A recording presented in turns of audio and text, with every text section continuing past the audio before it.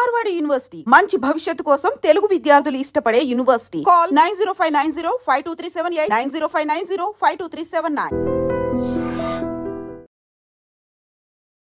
నమస్తే, welcome back to IT media. నేను Jhansi. So మోకాళ్ళ నొప్పులు, ఈ టాపిక్ గురించి అసలు అంతం లేదు, ఏమీ లేదు. ఎందుకంటే పెద్దవాళ్ళలో మోకాళ్ళ నొప్పులు చూసాము, ఇప్పుడు చిన్న చిన్న ఏజెస్లో కూడా ఈవెన్ 18-20 వాళ్ళల్లో కూడా మోకాళ్ళ నొప్పులు వస్తున్నాయి. ఇవి ఎందుకు వస్తున్నాయి అనేది మళ్ళీ ఒక పెద్ద కాన్సెప్ట్. ఎర్లీ ఏజెస్లో వచ్చినప్పుడు కానీ పెద్దవాళ్ళకి వచ్చినప్పుడు కానీ ఎలాంటి జాగ్రత్తలు తీసుకోవాలి, మన ఆయుర్వేదంలో మోకాళ్ళ నొప్పులకు ఎలాంటి రెమెడీస్ ఉన్నాయి, ఎలాంటి చికిత్సలు ఉన్నాయో తెలుసుకుందాము. ప్రస్తుతం అంతా ఉన్నారు డాక్టర్ లక్ష్మి గారు ఉన్నారు, బృహత్ ఆయుర్వేద హాస్పిటల్ నుంచి. నమస్తే మ్యామ్. నమస్తే.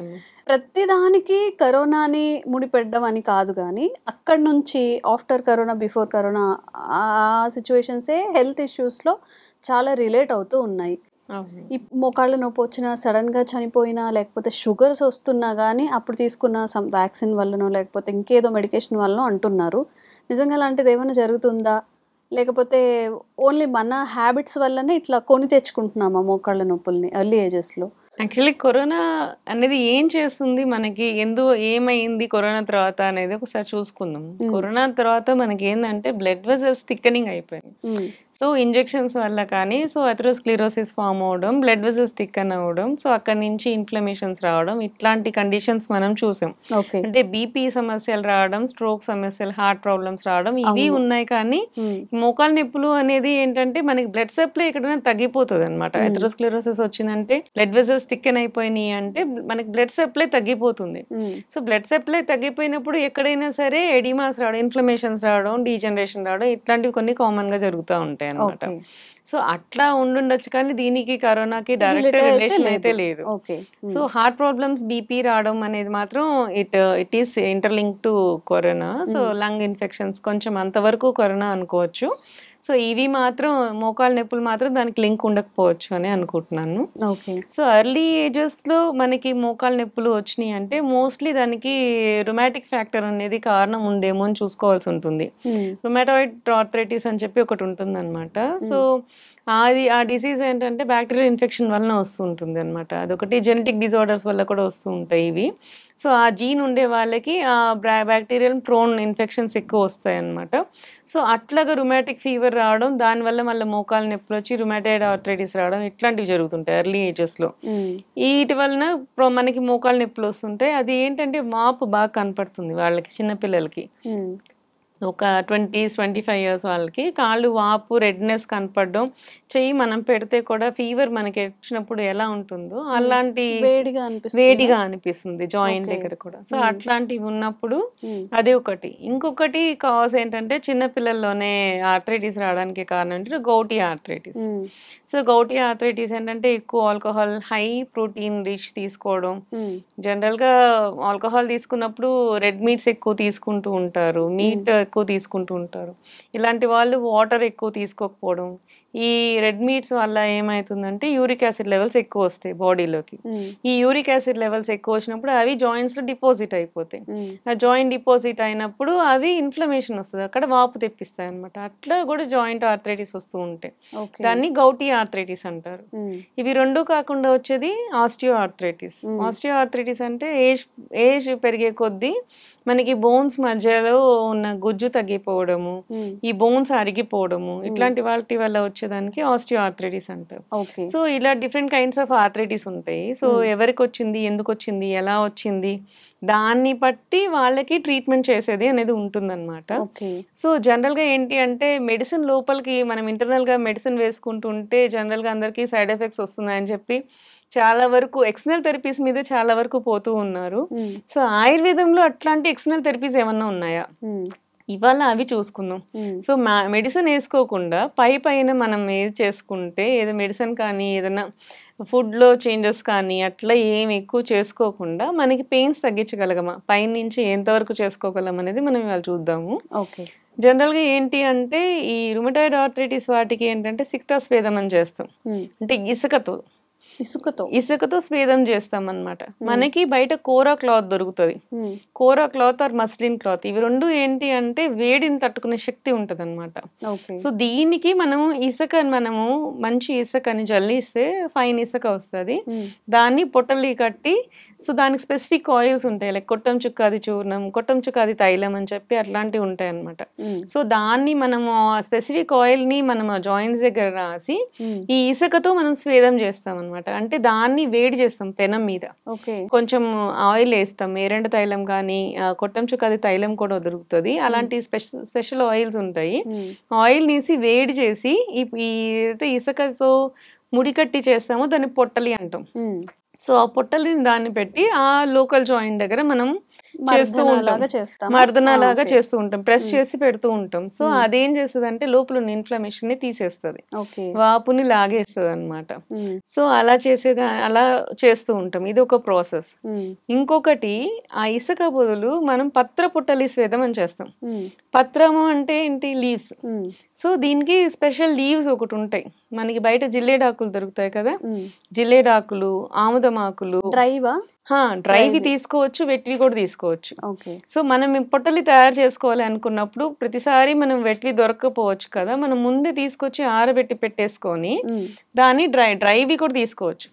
సో మునగాకు, వావిలాకు, అర్క ఫస్ట్, అది మీన్స్ జిల్లేడాకు, ఆముదమాకు, మునగాకు, వావిలాకు, దత్తూరాకు అంటే ఉమ్మెత్తాకు, ఉమ్మెత్త పూలు. ఇవన్నీ బయట రోడ్ మీద దొరికేస్తాయి మంచిగా, అన్ని ఈజీగా దొరికే ఆకులు ఇవన్నీ. ఇవన్నిటిని మనము ఎండబెట్టేసేసి పొట్టలు తయారు చేసుకోవచ్చు. పొట్టలి అంటే సేమ్ ఇదే, ఈ మస్లిన్ క్లాత్ లో ఇవన్నీ వేసేసేసి ముడి కట్టేసేసి దానికి దారం చుట్టేస్తే పొట్టలే అవుతుంది. మనం జనరల్ గా వెట్టివి తీసుకున్నాం అనుకో, దాన్ని నైట్ నానబెట్టాల్సిన అవసరం రాదు. దాన్ని డైరెక్ట్ గా మనం ఏంటంటే పెనం మీద ఆయిల్ వేసేసుకొని దాంతో మనం పొట్టలి చేసేసుకొని చేసుకోవచ్చు. But when it comes to dry leaves, అప్పుడు ఏం చేయాలంటే ముందు రోజు రాత్రి మనం ఆయిల్ ని తీసుకొని అందులో వేసి పెట్టేసేయాలి. అంటే పొట్టలి చేసేసేయాలి. ఒక గిన్నెలో నూనె పెట్టుకోవాలి. ఏదైతే నూనె మనం అడ్వైజ్ చేస్తున్నాం, లైక్ ధన్వంతరి తైలం, కొట్టం చుక్కాది తైలం, సో ఇట్లాంటివి చాలా ఉంటాయి, సహచరాది తైలము, ఇట్లా పెయిన్ ఆయిల్స్ అనేవి చాలా ఉంటాయి. సో దానికి ఏదైతే స్పెసిఫిక్ గా చెప్పున్నాము అంటే డిసీజ్ ని బట్టి ఒక స్పెసిఫిక్ ఆయిల్ ఉంటుంది. ఆ ఆయిల్ లో ఈ పత్రాలు ఏదైతే చేస్తున్నామో దాన్ని ఆ రోజు నైట్ నానబెట్టేసేయాలి. డబ్బా గిన్నెలో ఆయిల్ వేసేసి ఈ పత్రాలన్నిటిని ఉన్న పొట్టల్ని తీసుకొచ్చి అందులో పెట్టేస్తాం. సో అది నైట్ అంతా దాన్ని ఆయిల్ లో నానుతుంది. సో ఇవి మ్యూచువల్ ట్రాన్స్ఫర్ అవుతాయి. సో యాక్టివ్ ఇంగ్రీడియంట్స్ అనేవి అవి నెక్స్ట్ రోజు మార్నింగ్ ఆ ఆయిల్ తో మర్దన చేసుకొని ఈ పొట్టలిని తీసుకొని పెడితే మీకు దాని ఎఫెక్ట్ చాలా బాగా తెలుస్తుంది అనమాట. ఇది పత్ర పొట్టలి స్వేదం. ఇది కాకుండా మళ్ళీ పొడికిజీ అని అంటాం, అంటే పౌడర్ తో చేసే స్వేదాలు అనమాట. సో స్పెసిఫిక్ పౌడర్స్ బయట మనకు దొరుకుతాయి అనమాట. ఈ కొట్టం చుక్కది చూర్ణం కూడా దొరుకుతుంది. కొట్టం అంటే కుష్ట అనేది ఒక ప్లాంట్ అనమాట. సో అది చుక్క అంటే ఏంటంటే మనకి మునగాకు. సో వీటికి మళ్ళీ వేరే వేరే డ్రగ్స్ ఉంటాయి అనమాట. ఆ డ్రగ్స్, ఆ వావిలాకులు పౌడర్, ఇవన్నీ పౌడర్ ఫామ్ లో చేసి ఇస్తారు, అది పొడికిజీ. సో దాన్ని తీసుకొని మనకి జాయింట్స్ ఎక్కడైతే పెయిన్స్ ఉన్నాయో వాటికి చేసేది పొడికిజీ అనమాట. సో దాన్ని పెట్టి చేసుకుంటుంటే వాళ్ళకి తగ్గుతూ ఉంటది అనమాట. సో ఇట్లాంటి రకరకాలు ఉంటాయి. ఇవన్నీ కేరళకి వెళ్ళి మనం చేయించుకోవాలంటే కష్టం అవుతుంది అనుకున్నప్పుడు ఈ ఇంగ్రీడియంట్స్ అన్ని బయట మనకు దొరుకుతాయి. సో ఆకులు, పత్రపుట్టలు మనం ఇంట్లో ఈజీగా చేసుకోవచ్చు. సో దాన్ని మనం ట్రై చేసుకొని కేరళ వైద్యాన్ని మనం ఇంట్లోనే చేసుకోవడానికి అవ్వచ్చు. సో మీకు మంచిగా రిలీఫ్ కూడా వస్తుంది, పెయిన్ ఇన్స్టెంట్ గా తగ్గుతుంది, ఇంటర్నల్ గా తీసుకోకుండా మీకు మజిల్ రిలాక్స్ అవుతుంది. కొంతమందికి ఏంటంటే జాయింట్ బిగుసుకుపోయి మూవ్మెంట్ కూడా రాదు. సో అట్లాంటి వాళ్ళకి సహచరాది తైలం, సహచరం అంటే మూవ్ చేయడానికి పనికి వచ్చేలాగా. సో ఆయుర్వేదం మోస్ట్లీ వర్డ్స్ ఏంటి అంటే వాటికి మనకి ఈజీగా గుర్తు పెట్టుకునేలాగే మనకి చెప్తారు. సహచరం అంటే మనం దాంతో పాటు నడవగలిగే కెపాసిటీ వచ్చేలాగా. సో సహచరాది తైలం అనేది దొరుకుతుంది. సో దాన్ని మనం యూజ్ చేసుకుంటే స్టిఫ్నెస్ వచ్చేసి మూవ్మెంట్ కూడా రాలేని వాళ్ళకి ఈ ఆయిల్ ని కాంబినేషన్ చేస్తాం మనం. ఈ కొట్టం చుక్కాది దాంట్లో సహచరం గురించి కలిపేసేసి దాన్ని మళ్ళీ పెట్టి అప్లై అప్లై చేసి దాన్ని మళ్ళీ పత్రపుట్టలి స్వేదం చేస్తూ ఉంటే మూమెంట్స్ అనేవి సరిగా మంచిగా అయ్యేలాగా వస్తుంది అనమాట. ఈ స్టిఫ్నెస్ తగ్గినప్పుడు కొంతమంది బాగా సన్నగా అయిపోతారు, ఎమాసియేషన్ వల్ల కూడా కాళ్ళ నొప్పులు వచ్చేస్తుంటాయి, సన్నగా ఉంటారు, ఉట్టిగా జాయింట్ అన్ని బ్రిటిల్ అయిపోతూ ఉంటాయి, వాళ్ళకి క్షీరవల్ల తైలం కూడా దొరుకుతుంది. సో పేషెంట్ ని బట్టి మనం ఆయిల్ మారుతుంది, మనం వేసే పత్రపొట్టలియా లేకపోతే ఇది పొడి కీజీనా ఏది అనేది చూసి దాన్ని బట్టి మనం కీలా టైప్ ఆఫ్ ట్రీట్మెంట్స్ మనం చేస్తూ ఉంటాం మనం హాస్పిటల్స్ లో. సో వాళ్ళకి ఏంటంటే ఒకసారి అడ్వైస్ చేసుకుని మేము వచ్చి చేసుకోలేము అనుకున్నప్పుడు ఒకసారి డాక్టర్ అడ్వైస్ తీసుకొని ఏ ఆయిల్స్ అనేది మనం సెట్ చేసుకుంటే ఇంట్లోనే హ్యాపీగా మీరు కూడా ట్రీట్మెంట్ తీసుకోవచ్చు, మీకు మీరు చేసుకోవచ్చు. ఇది ఓన్లీ ఈ కీళ్ళ నొప్పులు కాకుండా ఇట్లా బ్యాక్ పెయిన్స్ కి కూడా బ్యాక్ పెయిన్స్ కి వస్తుంది, నెక్ వచ్చి పొట్టలు ఇలా అన్ని దగ్గరలో యూజ్ చేయొచ్చు. కొన్ని నెక్ పెయిన్స్ వస్తుంటాయి, నెక్ పెయిన్స్ వచ్చి హ్యాండ్ మూవ్మెంట్ చేయలేకపోతూ ఉంటారు, అట్లాంటి వాళ్ళకి కూడా వస్తుంది. అట్లాంటి వాళ్ళకి కూడా సేమ్ ఇట్లానే ఆయిల్స్ ఉంటాయి కదా, మూమెంట్స్ లేనప్పుడు సహచర తైలము, వాపులు ఉన్నప్పుడు కొట్టం చుక్కాది తైలము, సో ఇలాంటి వాటిని యూజ్ చేసి ఇవేదైతే పత్రపుట్టలి కానీ ఈ పొడి కిజీలు కానీ ఇవన్నీ కూడా యూజ్ చేసుకొని దాన్ని బట్టి మనం ఇక్కడ పెట్టుకోవచ్చు. నెక్ దగ్గర పెట్టుకోవచ్చు, హ్యాండ్ దగ్గర ఫ్రోజన్ షోల్డర్స్ అంటారు కదా, హ్యాండ్ దగ్గర పెట్టుకోవచ్చు, జాయింట్ పెయిన్స్ ఉన్న దగ్గర ఎక్కడ నీ జాయింట్ పెయిన్స్ ఉన్న దగ్గర పెట్టుకోవచ్చు, ఈ యాంకిల్ జాయింట్స్ గౌటీ ఆర్థరైటిస్ అంటే ఈ ఫింగర్స్ దగ్గర కూడా వాపులు వచ్చేస్తూ ఉంటాయి, ఈ పాదాల్లో వాపులు వచ్చేస్తూ ఉంటాయి, అక్కడ పెట్టుకోవచ్చు. ఇవి కాకుండా కూడా మనకి ఇంకా చాలా పొట్టలు ఉన్నాయండి, ఈ నవర కేజీ అని చెప్పి స్కిన్ గ్లోయింగ్ కి చేసే పొట్టలు ఉంటాయి, ఇంకా చాలా రకాల పొట్టలు ఉంటాయి. అవి ప్రస్తుతానికి మనము వీటి గురించి మాట్లాడుకుంటున్నాం కాబట్టి ఆస్టియో ఆర్థరైటిస్ కి, arthritic any kind of pains కి ఈ కైండ్స్ ఆఫ్ పొట్టలీలు చేసుకోవచ్చు మనం. ఫర్దర్ ఎపిసోడ్స్ లో ఇంకా చాలా పొట్టలు ఉన్నాయి, ఇలా ఇంకా చాలా టైప్ ఆఫ్ కేరళ ట్రీట్మెంట్స్ ఉన్నాయి, ఫర్దర్ ఎపిసోడ్స్ లో మనం తెలుసుకుందాం. ఓకే, సో మోకాళ్ళ నొప్పులకి మాత్రమే కాదు, ఫర్దర్ గా మనకి ఎలాంటి బాడీ పెయిన్స్ ఉన్నా కానీ బ్యూటీ రిలేటెడ్ కూడా ఉంటాయి, అవన్నీ కూడా తెలుసుకుందాము. మీకు ఎలాంటి ఆరోగ్య సమస్యలు ఉన్నా కూడా కామెంట్స్ రూపంలో తెలియజేయండి, తప్పకుండా వీడియో చేస్తాము. Thank you ma'am. Thank you.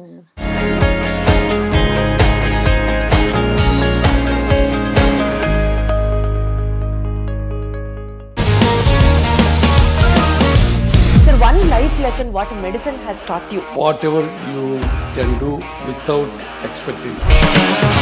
But I really believe మన పాజిటివ్ యాటిట్యూడ్ ఉంటేనే మనం ఏదైనా సాధించగలం. గట్ ని మనం కరెక్ట్ గా డీల్ చేసినట్లయితే అది మనకి పాజిటివ్ హార్మోన్స్ ని రిలీజ్ చేస్తుంది. షుగర్ వచ్చిన వాళ్ళ పరిస్థితి ఏంటి? పొట్ట దగ్గర పెరిగితే దాన్ని ఆండ్రాయిడ్ అంటారు, ఆండ్రాయిడ్ ఫోన్ కదా. అసలు థాట్స్ ఎందుకు వస్తాయి? బ్రెయిన్ డెడ్ అంటే దానికి ప్రపంచం అంతా కూడా కొన్ని నిర్దిష్టమైనటువంటి లక్షణాలు.